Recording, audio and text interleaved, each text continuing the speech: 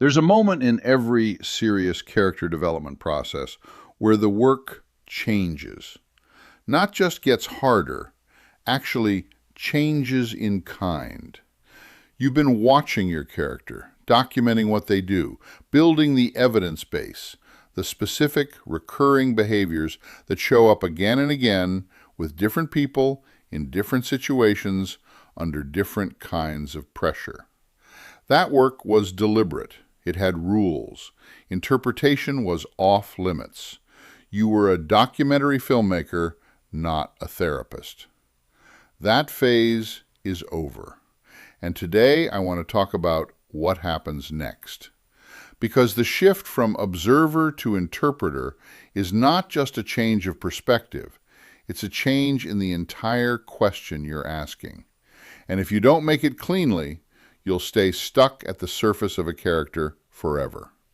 Let me explain what I mean. When you observe behavior, you're asking, what does this person do?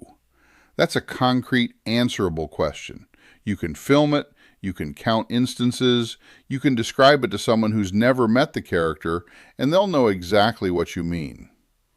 When you interpret behavior, you're asking something harder. You're asking, what must this person believe for this behavior to feel necessary? Not logical, not understandable, necessary, inevitable, like the only reasonable response. That word, necessary, is doing a lot of work, and it's worth sitting with. Think about someone in your own life who does something that puzzles you. Maybe they apologize constantly, even when they've done nothing wrong. Or they sabotage a relationship right when it's going well. Or they volunteer for the hardest assignment in the room, even when they're already running on empty. You can observe that behavior clearly, you could describe it, you might even recognize the pattern. But explaining it, really explaining it, from the inside, requires something different. It requires you to understand what that person must believe about themselves or the world for that behavior to feel not like a choice, but like the only option available to them. That's the interpreter's task. Here's where cognitive behavioral therapy gives us something genuinely useful. One of CBT's foundational insights, developed by Aaron Beck in the 1960s and refined over decades of clinical practice, is that behavior is not produced by events. It's produced by beliefs. Specifically, it's produced by what Beck called core beliefs and intermediate beliefs, the deep operating assumptions about self, others, and the world that filter every experience before consciousness even processes it. These beliefs aren't abstract. They're not philosophy. They're functional.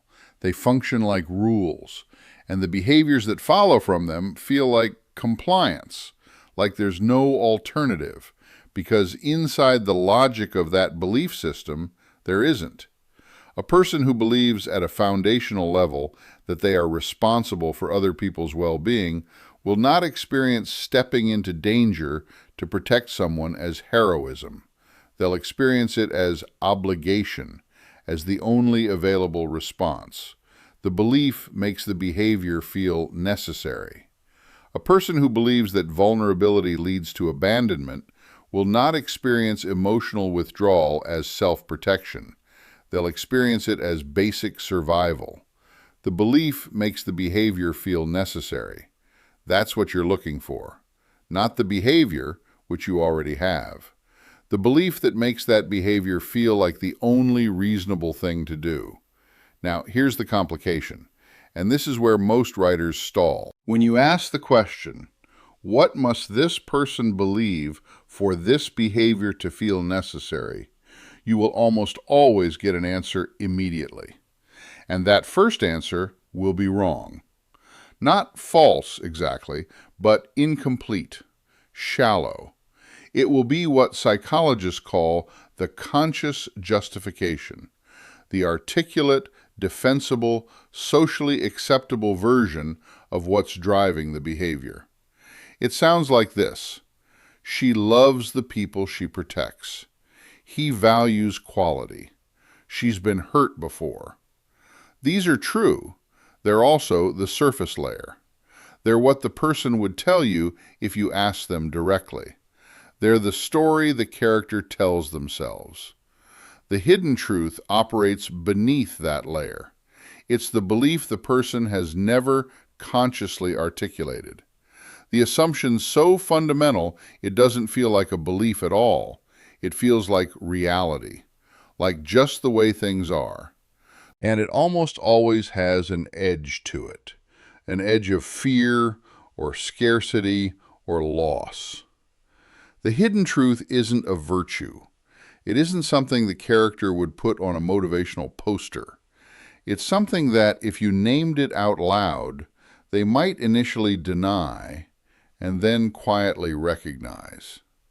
So how do you get there? You push past the first answer, and then the second, and you keep asking the same question in different forms. What would they have to believe, specifically, for this to feel not just reasonable, but inevitable? What is the belief that makes this behavior feel like something they couldn't stop even if they tried? Let me show you the process with Katniss Everdeen, because she's a character enough people know well enough to work through quickly. Surface behavior. She repeatedly positions herself between danger and the people she loves. Different contexts, different relationships, same compulsive pattern. First answer, she loves them. True, not the hidden truth. People love others without repeatedly risking their lives. Push deeper. Second answer, she believes she's the only one who can protect them. Closer, but why does it have to be her? What's the belief underneath that? Hidden truth. If she doesn't protect them, no one will, and they will be destroyed. That's the belief. And now apply the test. Because I believe no one will protect the people I love if I don't, I must position myself between them and whatever threatens them, every time, regardless of cost. Read that sentence. The behavior becomes a logical consequence of the belief. You can no longer imagine the character doing anything else. She doesn't experience herself as brave. She experiences herself as the last line of defense. That's the hidden truth. Notice what happened in that process. We moved from a virtue, love, to a scarcity belief, if I don't, no one will, to a compulsion, I must. That progression is the interpreter's work, and each step required pushing past a comfortable answer to find the more uncomfortable one underneath. This is why the observer phase matters so much. Without 3 or more documented instances of the behavior, you don't have enough evidence to do this work rigorously. You're guessing. With the pattern documented, you're reasoning from data. You're applying disciplined analytical thinking to actual evidence. That's what distinguishes excavation from invention. Invented psychology feels constructed. You can sense it on the page. The character does what they do because the writer decided they have certain traits, and the traits are moving the plot forward. There's nothing wrong with it exactly. It's just that readers feel the construction underneath. Excavated psychology feels inevitable. The character does what they do because a belief is running underneath them that makes any other response unthinkable. The reader may not be able to articulate what that belief is, but they feel its presence. They feel the compulsion behind the behavior. They feel that this person couldn't stop even if they wanted to. That feeling of inevitability, of a person trapped in their own logic, is what the interpreter's frame makes possible. So, you have the behavior, you have the pattern, you have the data. Now sit with it and ask the question, slowly, precisely, what would this person have to believe about themselves, about other people, or about how the world works for this behavior to feel like the only reasonable response? Expect your first answer to be too clean. Push past it. Expect the real answer to carry an edge. Lean into that. And when the behavior becomes an inevitable consequence of the belief, when the causal lock clicks and you can't imagine any other response, you'll know you've arrived.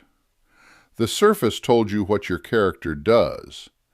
The hidden truth tells you who they are.